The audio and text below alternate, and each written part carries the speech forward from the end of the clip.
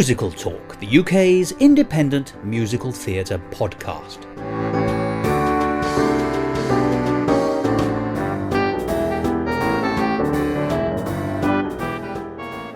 Hello and welcome to Musical Talk. I'm Thos, recently voted 24th most popular thing in the world with the initials TR, behind Tomb Raider, Theodore Roosevelt, tax returns, the UK postal code for Truro, tricuspid regurgitation, which is the leakage of blood from the heart, but pleasingly higher than the Third Reich.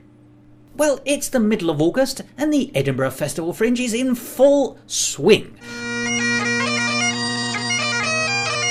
You can barely walk down the Royal Mile for people handing you leaflets and standing on ladders doing juggling. There are other things available in that street as well. But today, we're not going to be looking directly at any of the shows which are currently in Edinburgh, but we are going to be talking to the man behind one of the great Edinburgh shows, Departure Lounge, which means I'm going to be talking to Dougal Irvine, who I've said before, and I'm going to say again, is one of the most exciting British writers of musical theatre currently in operation.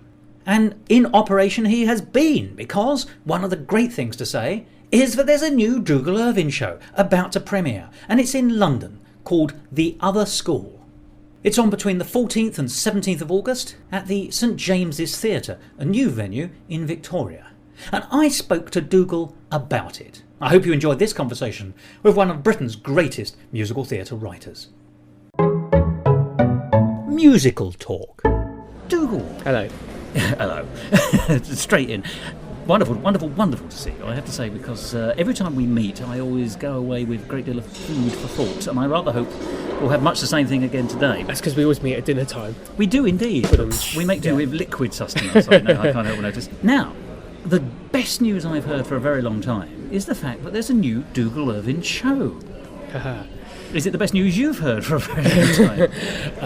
It's no longer new news, but I'm really, you must have known really about chuffed about it. Well, no, last time we met, we started this conversation, so we met about a year ago to talk about In Touch. I think it was probably a few weeks after that. I went to see 13. For Jason Brown, yeah, and the NYMT, National Youth Music Theatre, were putting it on, and Jason came over from New York to direct it, and they did it at, I think it was the Apollo Theatre in Shaftesbury Avenue, one of the Shaftesbury Avenue theatres. Fantastic production, really loved it. Simon Grief, a friend of mine, asked me to go, got me a ticket, and I literally, I met the producer of NYMT that night for the first time, Jeremy Walker, and I just loved the show. I thought it was great. I said to Jeremy, your kids are fantastic, they're really, really good quality, I'd love to write for you someday. So it was the show and the performance you enjoyed, the two things together. The show was a good show, and it was being really put over well by this youth cast. Really great. Yeah, I mean, I now having been through the process, I realised how many people they auditioned. They were, we auditioned for my show. We auditioned 1,000 kids to get a cast of 30. So they're looking, cool. And this is and the rest went into the abattoir. An unknown writer kind of thing. So for 13, obviously, it's a show with a history. It's been on Broadway, and they were looking for the cremes of the creme. So yeah, it was fantastic through and through. Really cheered me up. Really enjoyed it. It's not a perfect show, but I really love Jason's work. But he's an interesting writer. I've had some of my high points ever in a theatre have been in for Jason shows. It's weird. Like, I saw Songs for a New World at the Bridewell years ago, and when nobody knew who he was, and I was blown away by that. And Parade at the Donmar was incredible, and now this. So, like it or love it, I got to admit I am a fan of Jason. So I love the show. I met Jeremy Walker, the producer, and he said, yeah, let's have a coffee. And we had a coffee literally probably about 10 days later, 2 weeks later, and the first words he said to me were, have you written it yet? As in, like, my show for them. And I said, well, right, if you want me to. Did he give you any specs? Well, yeah, I mean, that was it. From there, we kind of worked out. He said cast size of around 30, which is brilliant. I've never written a show on that scale before. And he said, you've seen what we do. It's really up to you. You can do anything you want. And I'd had a brief thought on the train on the way in that I would like to do something where kids play their own age, predominantly. Yeah. I like seeing kids really invested in their characters because they know them and they're kind of age. So I was sort of thinking, well, there hasn't really been a British high school musical without going down that route. But that sort of thing, I grew up, one of the only theatre productions I think I remember going to as a kid was Our Day Out by Willie Russell. Lovely show, and I love that. And Our House, although it's a jukebox musical, is still one of my favourite musicals across the board. So I was kind of like looking at that kind of a thing. A musical set in a school in Britain was really the only idea I had. And Jeremy went, brilliant, fine, go away and write it. So I approached a friend of mine, Dominic Marsh, who's come through NYMT as an actor. He's now a very fine actor himself. He was in Umbrellas of Cherbourg in Town. Such Woman a in good Black. show. I know no one else liked it, but I loved it. It was beautiful, and he's great. He's done a lot of work for the RSC and for Knee High as well. Yes. He's workshopping a new show Who with them were at the moment. Umbrellas, weren't they? Exactly, yeah. So, but he's a product of the organisation. Yeah, so he's great, and he's a friend of mine. I went to uni with him. We've known each other about 13 years. So he hadn't written a lot before, but I trusted that he had a very high standard of what it takes to make a theatre show, and sort of understood those in and out and stuff. So, and he lived near me, and he, like me, had just had a kid, and we were going through the same kind of life process. So anyway, so he came on board, and we decided to write the show. And the night he came on board, I was driving home from his, and it was late at night, and it was like sort of October, November time, and there were these wisps of fog creeping across the road, and they looked like fingers. And American Werewolf in London kind of atmosphere. It was really spooky, and I went, okay, yeah, it's that kind of a school. Oh, it's a creepy school, It's a creepy school, yeah. And that was it. That kicked us off on the story, and so that was November. Strange Hill. That was November. Oh, damn, I should have thought of that one. So that was November, and here we are in July, and the show's going on in August, and it's called The Other School. It shouldn't be any quotation marks around it, but inevitably you put them around. And yeah, and that's really what I've been doing a lot in the last 7 months. It's been pretty mental. Now, collaboration, is that something you've done a great deal of? I'm not sure it is so much, is it? Yeah, I mean, I collaborate massively with everybody I work with, basically. In terms of full length musicals that I've written from scratch, I've written 5. This being the 5th one, I've collaborated on 2 out of the 5. So 3 of them I've written book music lyrics because I've kind of had to, because they were the first things I've written.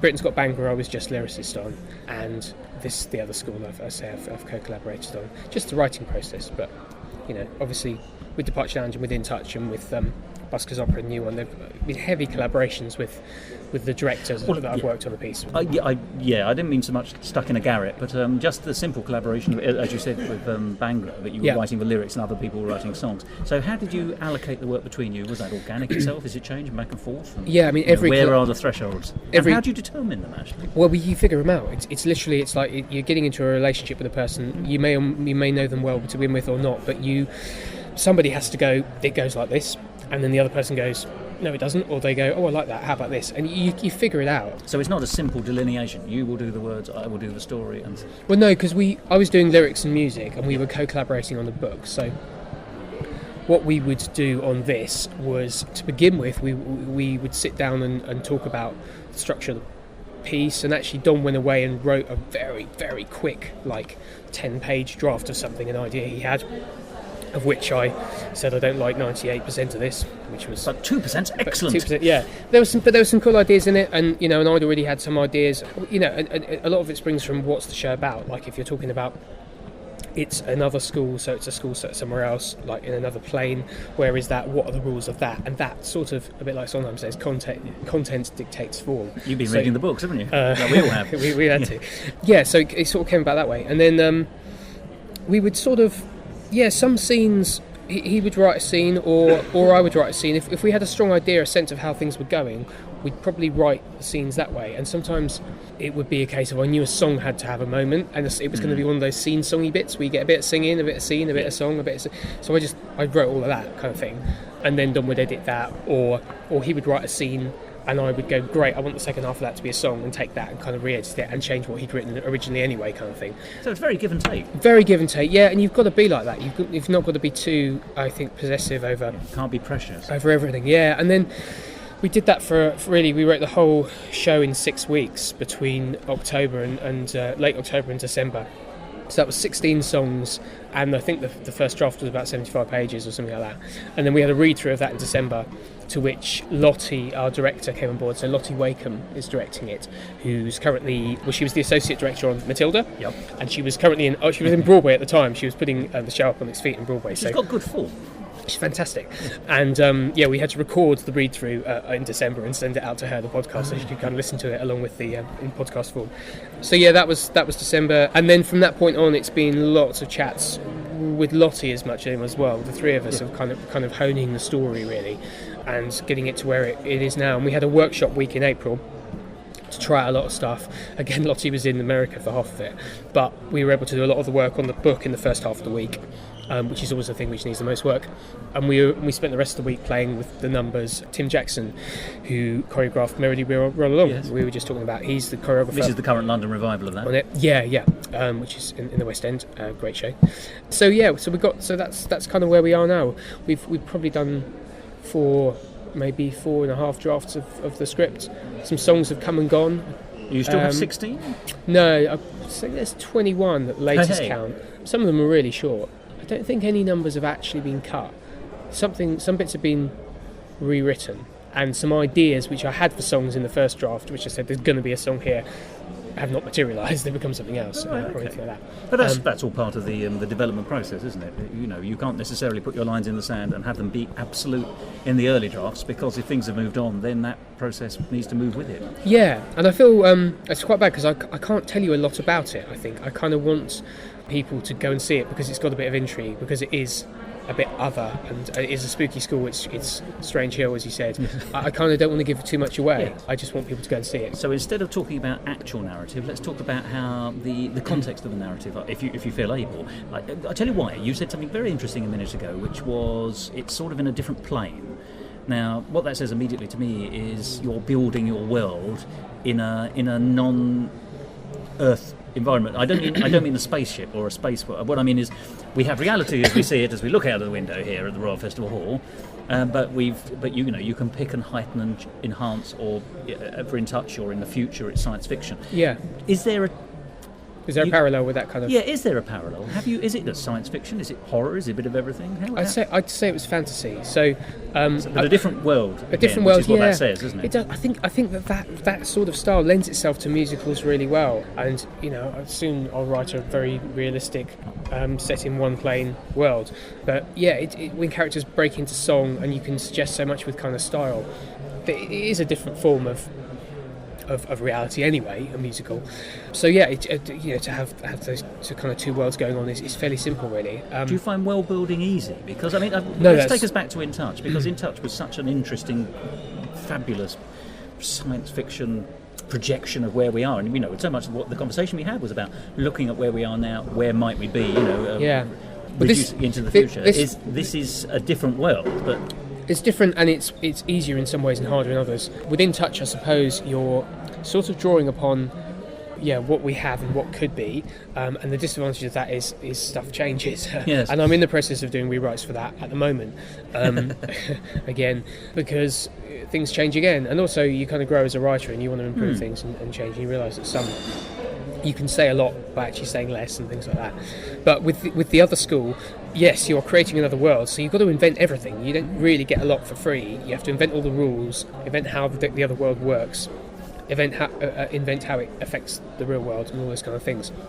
I guess the closest I can say it's like, in terms of tone and things you may have seen before, is it was really our kind of homage to Tim Burton in like films like The Corpse Bride, yes, and sort of Frankenweenie and Beetlejuice. Tim's got a really great creative kind of take. There's a sense of fun in the world of the ghoulish and the grotesque. In fact, it's appreciation of the grotesque, isn't it? It's macabre humour. Yeah, so absolutely. we're not talking Hammer films. We're not even talking the Universal films of the 30s, are we? Although many of the tropes are stolen, not from yours, but we've adopted into modern life. But Burton is the twist again on that. He's the fun side of death, I guess. Yeah, and there had to be one. And this is kind of a bit of that. Yeah, although we did a kind of the postmodern thing of kind of looking at it backwards and going, well, why are we doing this kind of thing as well?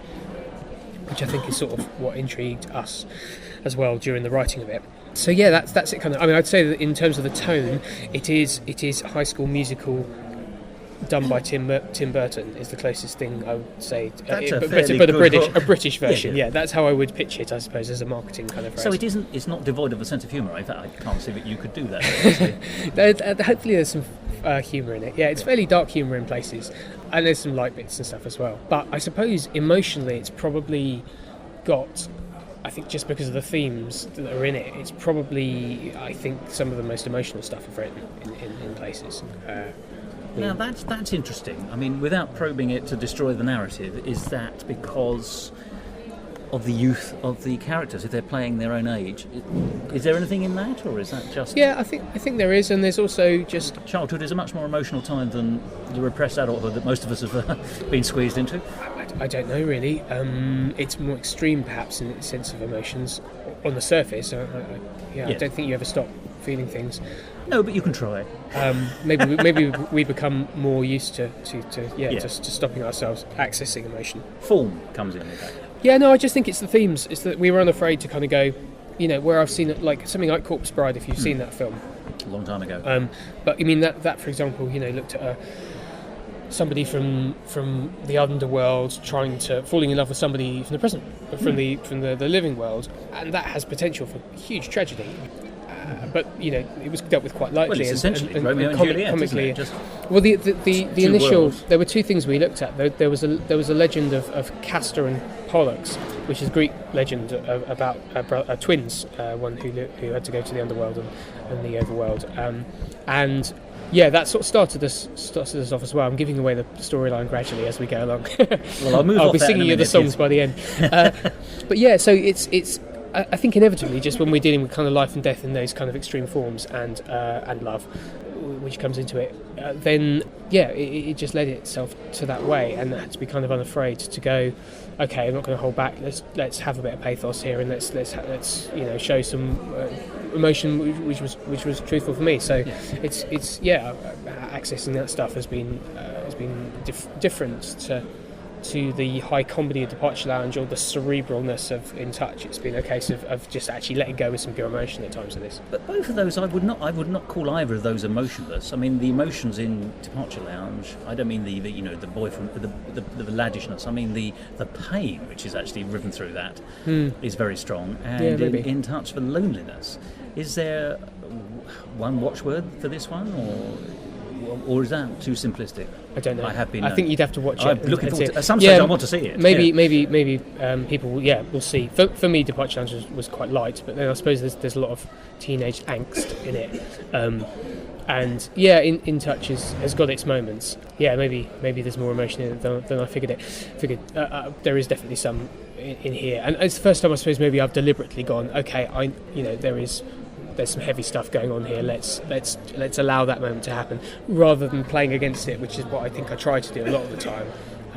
Is have characters fight emotion. I'm going to ask you a rude question here, and so don't answer if you don't want to. But forgive me. You have developed in your own life. You have a 2-year-old child. Does this help you emote? Does this help you see the world through different eyes? Are you... Well, you're clearly a different person because we all are. But has this helped your writing processes?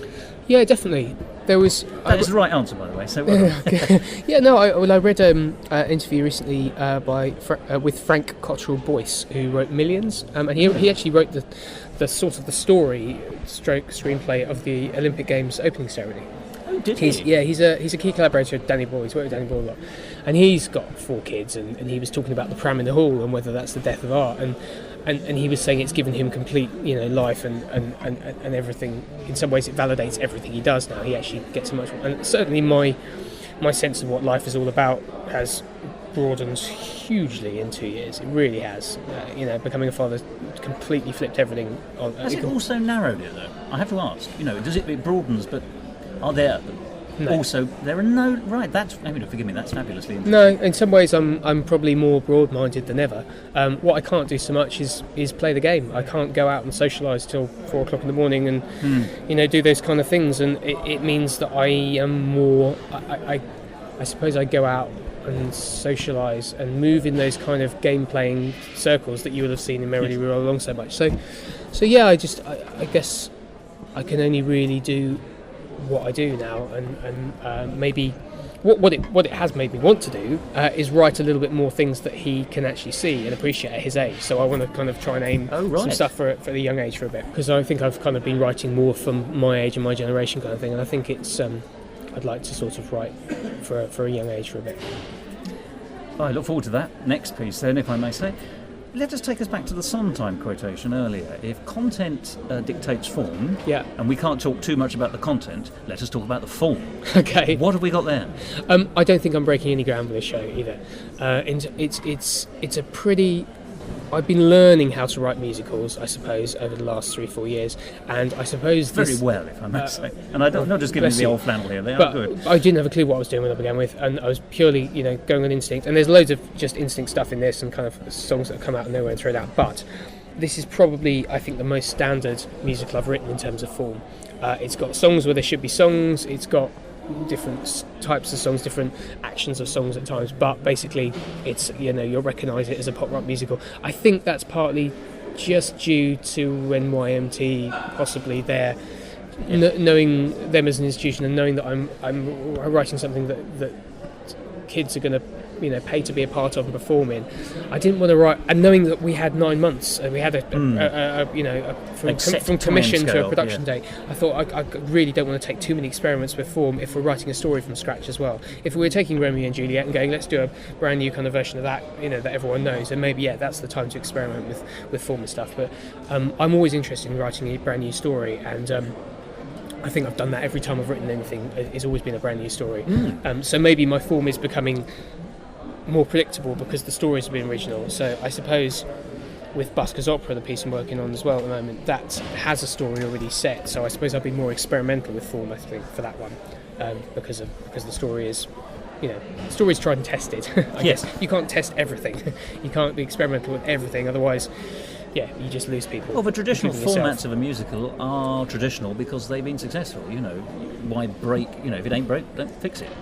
I mean, there are times, as you say, when you do deliberately want to turn the manual book, throw the manual book away. But there are also times when you want to enhance it because that is still the best way of telling a story in many occasions. Yeah, I think it's just always the moment you do fall into a trap. I think of repeating yourself. Is the day the art dies. So yes. I mean, I think a lot of the songs flew very quickly and very naturally, and I don't think I've repeated myself. But there are moments when I go, okay, I've used this kind of action before, and it's worked, but it works because of these, and knowing why it works in this kind of way and stuff. There is one thing I'll say, in that there's the penultimate song is I plagiarised myself rather brutally. If there are the one or two people out there who probably know my catalogue, there is a song I wrote on for the song cycle for Soho about two characters from different worlds speaking to each other, and I couldn't get that song out of my head when I was coming to write this moment in the play, and in the end I just figured there's something about that moment which is causing this music to be. So I took some of the music from that song and really developed it into something which is very different now. Maybe it's only me that would recognise it, but I know I try to remember where I've got everything from, and I know that was ripped off from one of my own songs dealing with the same idea. So I sort of justified it myself, going, okay, well, plagiarised myself, but I'm extending a theme. I don't think you can rip yourself off. You're merely re-exploring. I mean, it's interesting to me that you were so strongly connected with the idea of the connection between the two worlds and that piece of music. So for whatever reason, it connects in your mind that way. Yeah, you're never going to be able to find a new way of. Well, you're not. That's very. Well, I will stupid. now. I will now, having closed the book on that. Having closed the book on it. I think. I mean, I go very much of what the character's doing and how they're feeling and what do I hear when that happens, and then check that I'm not hearing the Radiohead song I heard last week. Yeah. But that's sort of that's what I was hearing. That kind of that rhythm and that kind of. Those melodies and sort of back into it. So. Well, that brings us, I think, to an interesting question. Then, there are only so many emotions and feelings that we as humans share on the palette. We know love and sadness and loneliness and all these kind of things. Love is a very staple part of all fiction, more so since the 20th century than I think actually previously. It's become almost, certainly Hollywood has made that almost the sole purpose, or it's identified it as the prime driver of many narratives. And so it's been stapled onto many stories that don't really need it in some senses. But you can't feel love in a very different way, although that's not true. But it is represented in a particular way in Hollywood, and we've got used to accepting it in that way. How easy is it for you as a creative to find new ways of expressing the same feelings, albeit in a different context? And that comes out of that last thing where you say that you had a musical trope which reflected a feeling or an action or something.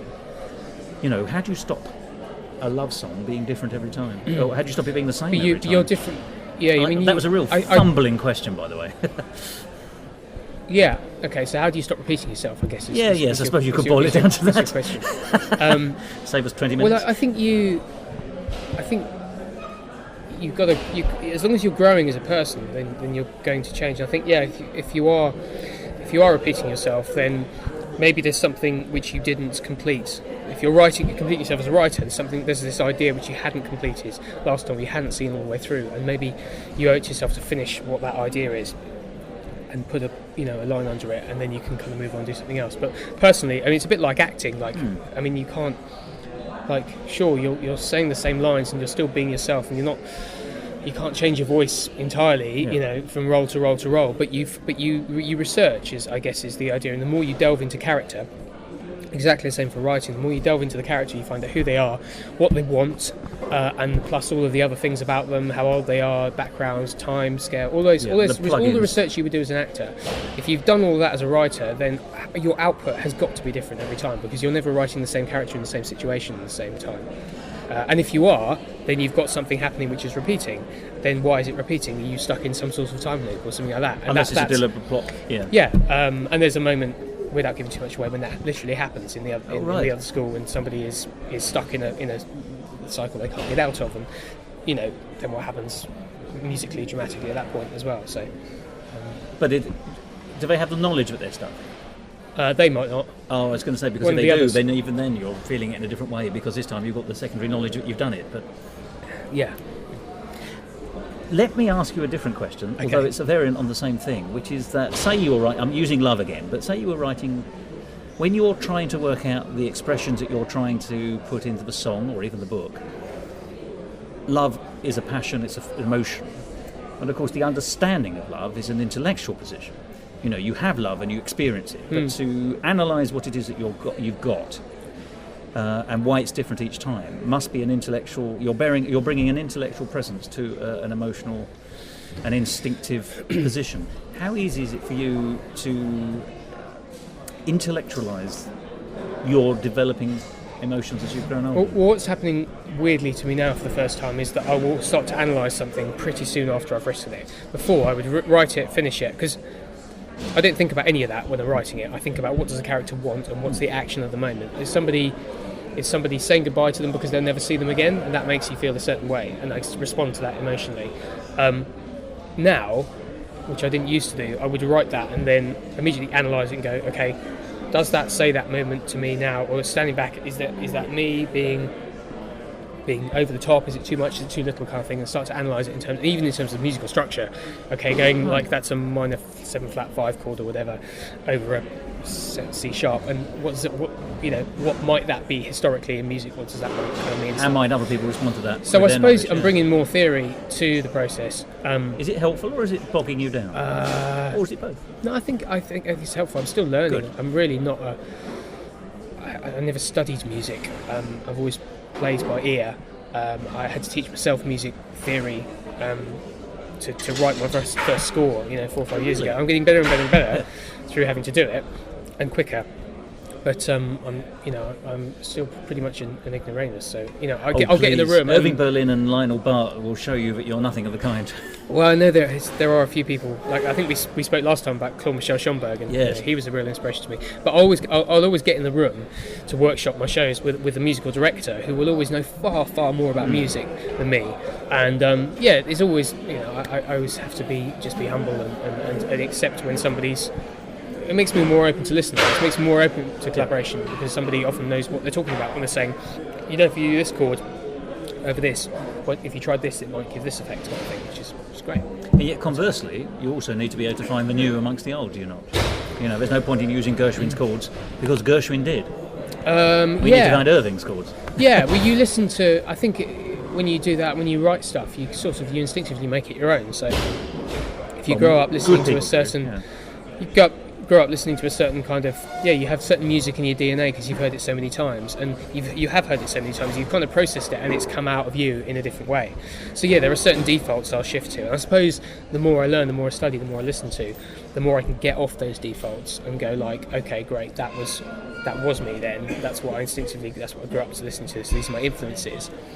can I be something other than myself? A bit like acting, it's the difference between being a telly actor, really only just being yourself and living through it, or being a stage actor and going, actually I can inhabit somebody completely different. Or maybe it's the same in telly, I don't know. But yeah, it's being able to stretch yourself. I'm very impressed by all of this. I'm very interested as well, because once again I'm going to have to go off and enjoy this food for thought in a picnic form later on. Well, it's a shame you can't come and see the show. I say our wish, hopefully, we're only doing 6 performances. We would love to people to come and see the show. We'd love lots of feedback. We would love our producers to come and option it and put it on somewhere else. We realise it's not an easy ask. Let us talk about where it is, because this is the perfect show for anyone who's not going to Edinburgh, because this year, regrettably, you're not going to Edinburgh. Not this year, no. That means you are putting it on in August at somewhere else. So yes, give us the lowdown. It's at the St James's Theatre, which is the new theatre behind Billy Elliot. And it's on from the 14th to the 17th of August. So this is where the Stag used to be, that kind of area?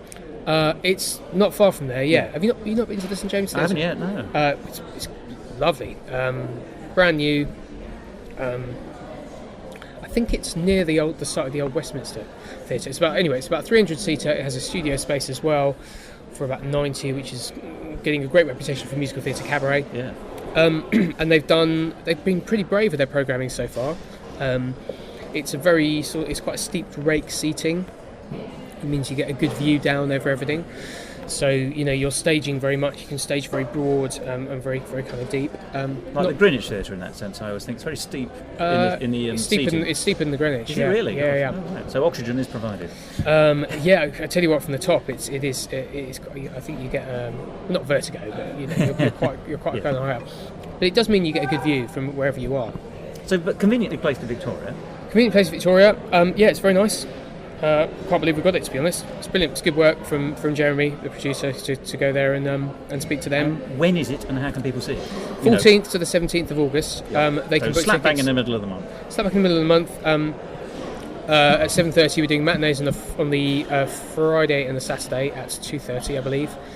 And go to the St James Theatre website and book tickets from there.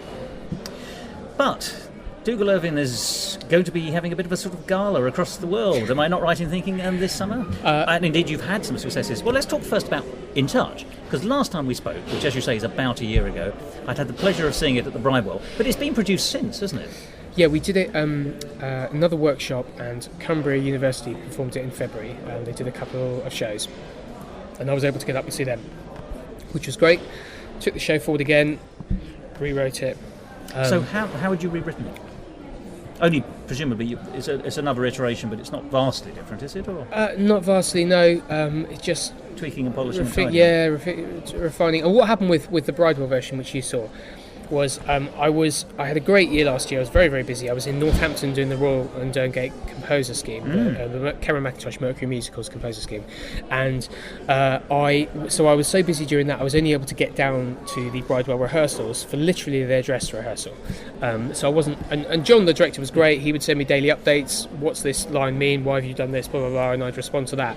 But ultimately, you really only get it when you see it. And that's why workshops so useful. Yes. So I turned up for the dress rehearsal and went, I've made a bit of a mistake in Act 2. There are too many scenes, and we have got too many endings, which is a classic, my fault. It's from watching Scooby Doo when I was younger. I had too many. I was in Wayne's World. There's like 3 endings. Anyway, so I love the idea that Scooby Doo is too complicated. Anyway, so I took one look at it and went, yep, okay, there's too many endings. Let's cut one of them. Let's just cut the scene.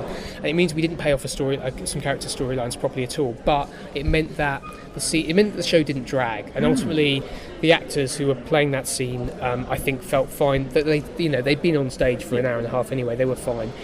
It meant that you weren't sick of them by the end. People were going, well, what happened to those two? Okay, fine, I'll fix that kind of thing.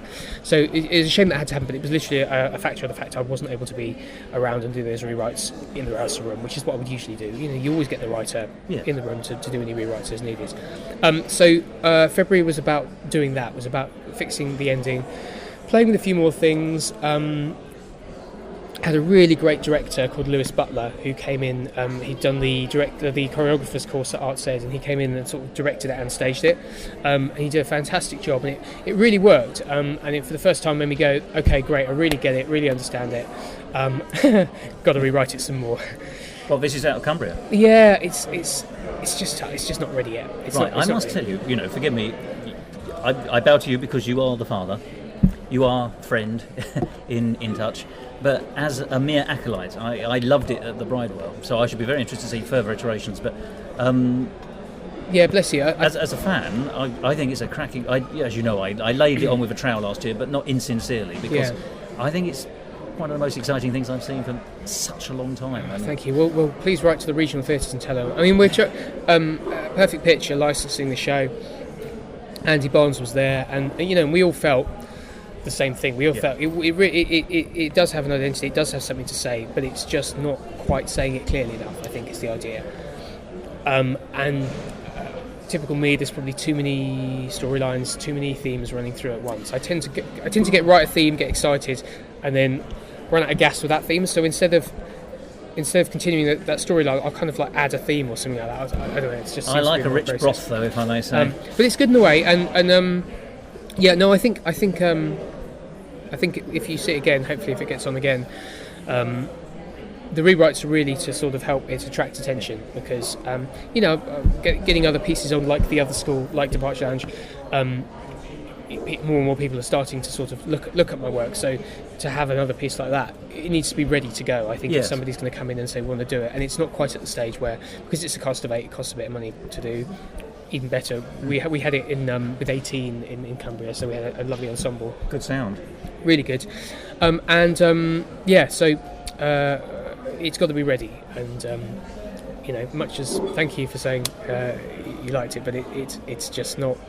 It's not quite ready to make, hundreds of thousands of people pay £20 to come and see it and feel that we've, given them what they deserve. However, it shall be, and I look forward to seeing it. Please do keep me in touch, of course. But this summer, you've got your fabulous new show, as we said, at the St James's, but a golden oldie. Very lucky. Departure Lounge is going on again. It was on earlier this year in February, very briefly, in Southampton, and it's also going on in Belfast. So it's the first Northern Ireland premiere of the show. So it's being directed by Gerard McCabe, and it's Pint Size Productions are doing it, and the details of tickets will be at the end of this podcast. They shall indeed, yes. If you would like to see it and you're in that part of the country or that part of the world, then we will tell you how. Now, of course, the thing about Departure Lounge is that there's one of the jokes, of course, is that they are 4 English lads, and they, when they're doing the announcements, they do use the Ryanair Irish. And this is in Northern Ireland. Yeah. How do you think that's going to play? It's a very good question. Obviously, Northern Ireland, Southern Ireland, a little bit of history there. Do you think so? Yeah, when they first approached me, it was... I said this exactly the same question, and I said, "Are you sure?" And they said, "Well, we've got a few changes we want to make. Yeah. We'd like locality tweaking." Well, yeah. I thought about it for I can't see it working personally. And a couple of the questions they asked, they wanted to change Brits on tour to lads on tour and a few things. And I just said, "Well, look, are you sure this show is for you?" So I sent them the script and everything, and sent them the soundtrack, and said, "I would love you to do it because." Good company, really good director and everything, but it just may not be right. But they came back and they had 4 small requests, one of which was changing the lyric to Brit on tour, to lads on tour, and I sort of let them go with it because the other changes were very, very minor, and they were literally taking care of those kind of things. They just wanted, the kids are so rude anyway, they wanted they didn't want an audience to be alienated from the word go, and they felt that would be. So I'd be really intrigued to see how it goes down. And are you likely to be able to get over there, or is it? It's on the same time as the other school, so I'll do my best. Money's a bit tight. I don't know if I can get over to Ireland, but I'm in touch with the director. I'll see if I can. In touch, very good.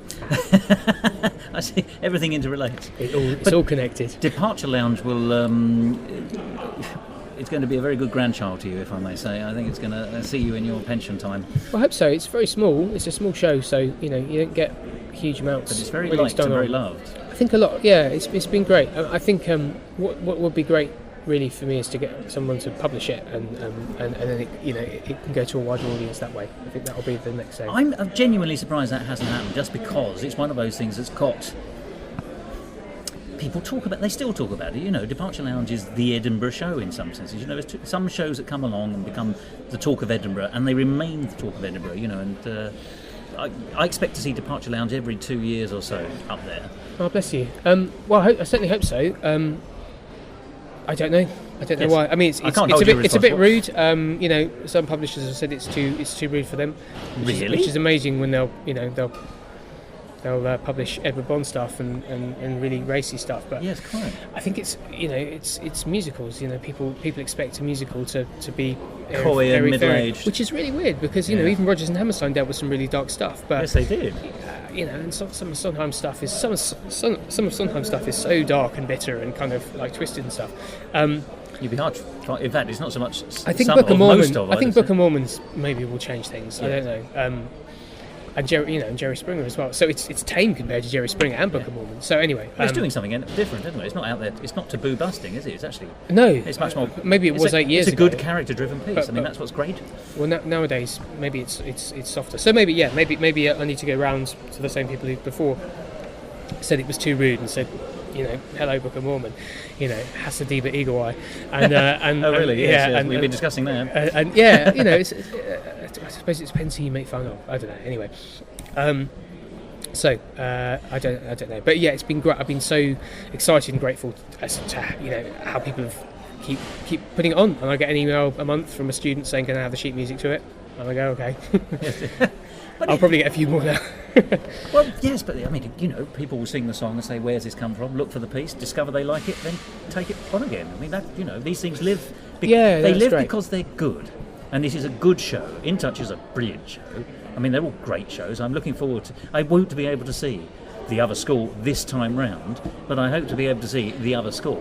So tell us about the music again. Now, I hope so. Yeah. Well, we've spoken before about the Dougal Irvine sound, as I've called it. Let's talk about guitars first of all. What kind of musical arrangements have you gone for? The band set up. Yeah, I mean, it's been great writing for a scale of 30, which is a larger scale than I've been used to, and I challenged myself musically as well. Probably wrote 50% of the songs on the piano without touching the guitar. I'd just come off the back of Northampton, so I was kind of much more confident with writing underscoring and pieces of dramatic music rather than just songs unto themselves. And so, yeah, I mean, the band setup it's just 8. I suppose we've got 2 keyboards, 3 guitars, cello, flute, sax, chair, and kit and bass. So it's larger. It's not quite orchestral level yet, but I'm not at that level yet.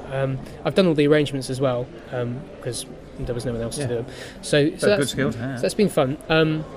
So yeah, I've pushed myself, and I think this score, more than any other score I've done, I've never done it before. I've tried to have themes and tried to develop themes. I think In Touch was.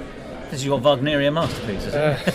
Not there, not quite. I mean, yeah, it sounds like it's pretty basic stuff, but I've just never done it before. But not everyone does it. So to try to have a theme associated with a character or an emotion or a point and develop that, and when that theme comes back and why it comes back, and sort of to try to play with that really. This is the other meaning of integrated score, which I was talking to somebody else about a few months ago.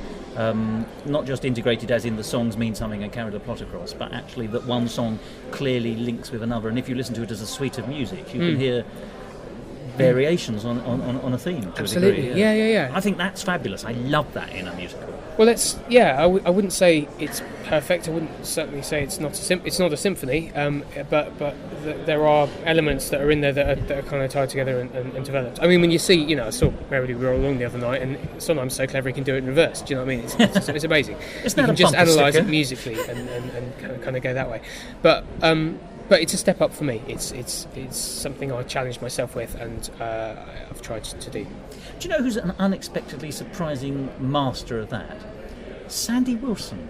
Okay. If you listen to the music of a Sandy Wilson score, The Boyfriend being the most famous, but The Buccaneer and several of the others, you can actually hear, and it's partly because I think in his case he often wrote these things as one actors or sometimes 2 act, right, okay. or 2 act pieces. So which he then, could pay them off, yeah. Well, in order to expand them up to 3 acts, which was how the musical comedy used to work in those days, he would have to go back to some of the songs and take the verse of that song and then turn that into the chorus of another song. And suddenly you realise, it's when you listen to it later on, but after he's done all this tinkering, but you've got this fantastic, A feeds into B and B feeds into C, etc., etc. Yeah, I mean, I think... And it's mostly melodic as well. It's not necessarily in the symphonic nature of it. I think Conor Mitchell said this to me early on when I was sort of training. He was like, you have to do less work. If you can just fit a couple of strong themes and build on them and develop them, it's less work than having to write 15 hits in a show. Which has been my only take on it for now. I'll write songs, and eventually you end up with some songs that are better than others. I think it's not easy. My next piece that hopefully is going to go ahead now is with the people who I've written Scott Bangura with. So we're starting work on our next. This is the Busker piece? No, this is going to be just a little bookend. So this is going to be based on the tale of Layla and Majnun, which is the Eastern equivalent of Romeo and Juliet, except it's 400 years earlier than Romeo and Juliet. It's probably what Shakespeare based his... Yes. Well, it's probably based on an even earlier tale, but it's probably what Shakespeare based Romeo and Juliet on.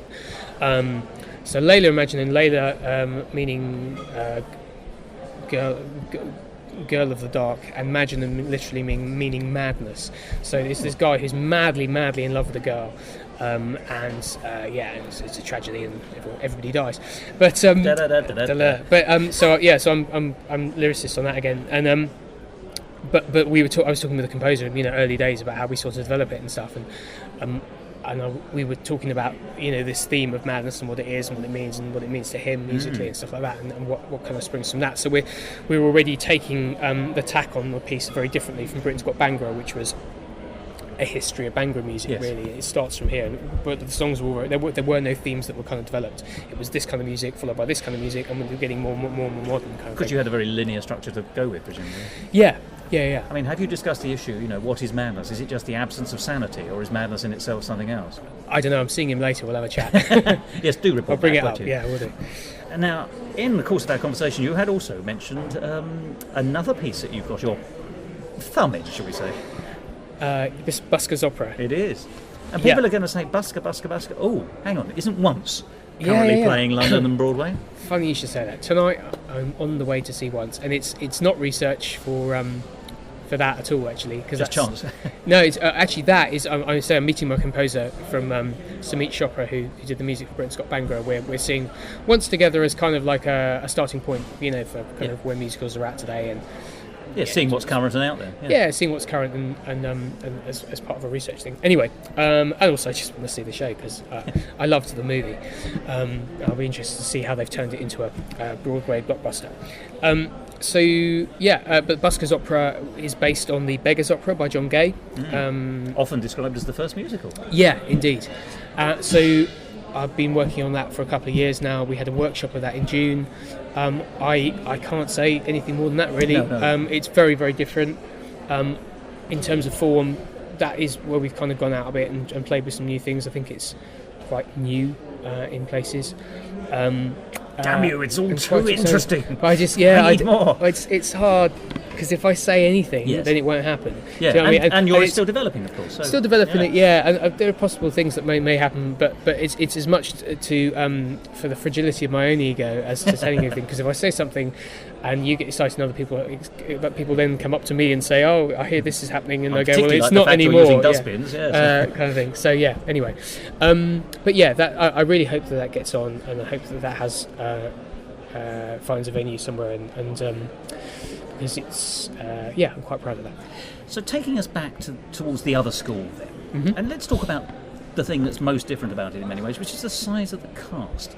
And you were talking about the sound, but is that off-putting? Is that when someone says, by the way, there's going to be 30 people in this, do you go, whoa, or other Scooby Doo noises? Yeah, I suppose not once we'd got the setting, I suppose, because I already had this idea that it was going to be in a school of some point. And then, although I was saying I like kids to play their own age, if you're going to set it in a school, you've got teachers, and you've got lots of characters already in a school. And there are some cliche characters. You've got the bullies, and you've got the cool kids, and you've got the blah blah blah, the teachers and the caretaker and the headmaster and this. Please, sir, the geek. Yeah, you've got the geeks. You've got all the groups, and you've got the social butterflies. Haha. Yes. So there are kind of COD characters in there, and also we had two worlds to fill as well. So we've got all those characters potentially in a real world if there's another world kind of thing, as much of that. So we weren't short of a cast, basically, of characters. So it was actually kind of simple in some ways. And so every one of it's actually a cast size of 28 we've ended up with. Every member of the cast has a named part. Really? Two named parts, really. They all have a line or a solo line or something like that to sing. That, in addition to the fact that our principal 2 or 3 characters have a lot to do as well. So it's very much a one or two hander in terms of the protagonist, but there's a large kind of ensemble supporting them. And part of the writing process was to look for as many ensemble moments as possible. I think to look for the group numbers, look for, say, where can we have a celebration here? Where can we have like a whole group trying to convert another person to a point of view? To set up a kind of an action for that. So we were trying really hard not to shy away from those numbers as well. And even with the final number, it's like, well, it's the other school, so it should be the school speaking rather than just one voice kind of thing. So it's kind of making those choices. Many people should make a corporate entity. Yes, in its widest sense. Yeah, and and hopefully you learn to kind of, by the end, you sort of are invested in some of those. They sort of seem minor characters, but you, in some ways, because you see so little of them, they're so active when they're present. You see you kind of get them very quickly. So hopefully you kind of like them. It is privileged to have a big caster, and it isn't described as a load of old bollocks. Is that where we're going with it? He said labouredly. How long have you been thinking about? Oh, that's been brewing up for a good 10 minutes. I think I mentioned Castor and Pollux about 40 minutes ago, so that's been a 40-minute brew of a pun. Yeah, it doesn't necessarily make it a good one. So let's just boil this down once again. The Other School. The Other School in London this August. At the St James's? St James's Theatre, 14th to the 17th. We're only doing 6 shows. So grab it while you can. Yeah, I think we're selling quite well as well. So book tickets from the St James's Theatre website. Please come along and send me your feedback. Dougal, I always end these conversations in the same way, but it's only because I feel exactly the same way when we finish, which is I love talking to you. I love the fact there is so much good stuff coming out of you in all directions, which sounds a little bit clinical, but you know what I mean. And none of your shows repeat. This show is different to your last show, is different to the next show. Well, I've been very incredibly lucky to have the opportunity. I can't thank Jeremy Walker, NYMT, enough for just giving me the opportunities to write it, and that's really, I think, there needs to be more opportunities for new writers out there. And if I can have any legacy, it's trying to help that happen more and more. Because I just think, you give writers the brief and the chance, and they'll step up and they'll fulfil it and stuff. And I'm just very lucky to have new opportunities and to have those, and hopefully they'll continue. And from my point of view, and I hope representing most of our listeners, the pleasure of going to bed tonight to know that there are more than one new Dougal Irvine shows looming, which I'm going to hopefully get to see in some way, is to me a great pleasure. It's a genuine pleasure because you haven't got a foot wrong so far. Oh, bless you. So please don't. Well, thank you. I mean, I haven't had enough. I've been working very hard for the last couple of years, and hopefully some of that work will hopefully come to fruition in the next sort of 12 months. Hopefully, it's getting the stuff on Thos. It's not easy. It's not easy. But I'll continue to drive it and jump through the hoops while I still have faith. So keep your fingers crossed for me. I will. It's nice. It's nice to have your appreciation.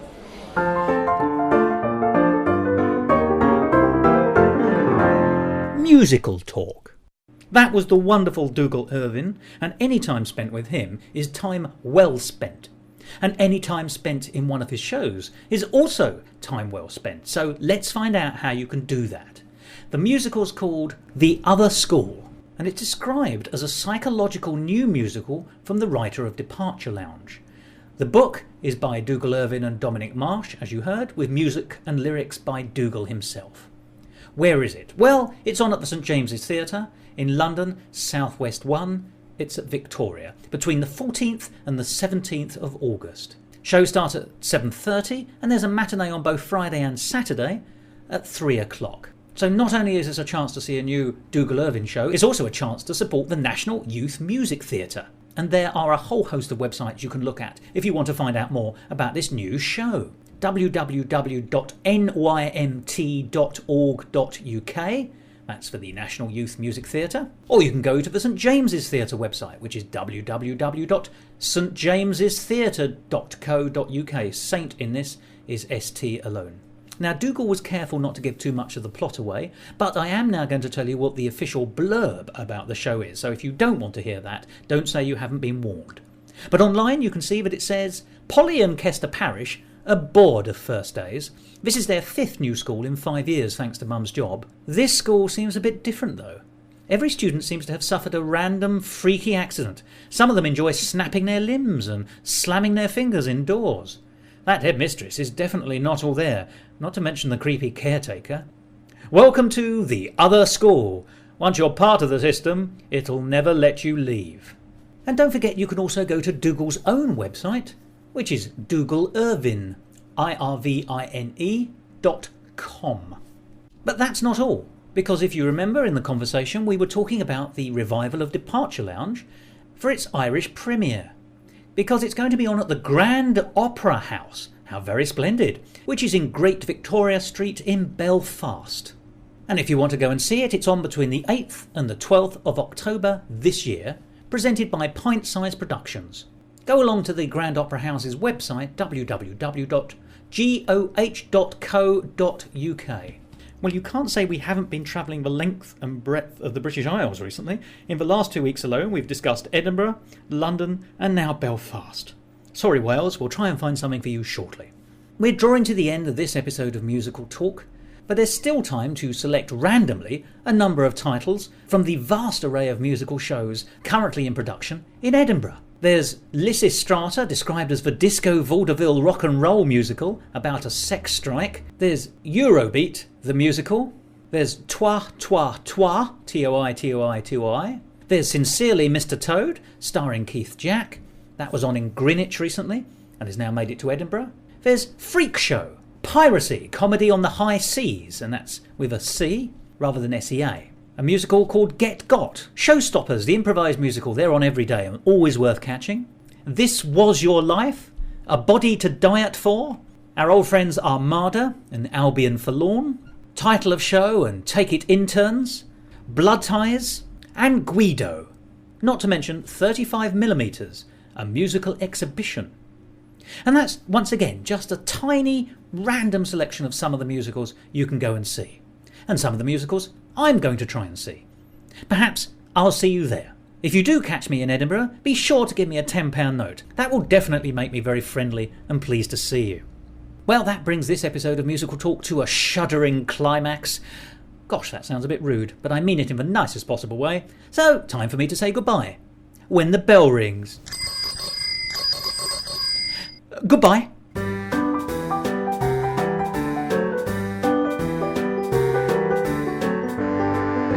This episode of Musical Talk edited and produced by Thos. Copyright Musical Talk 2013. And why not go along to our website and listen to previous episodes at www.musicaltalk.co.uk.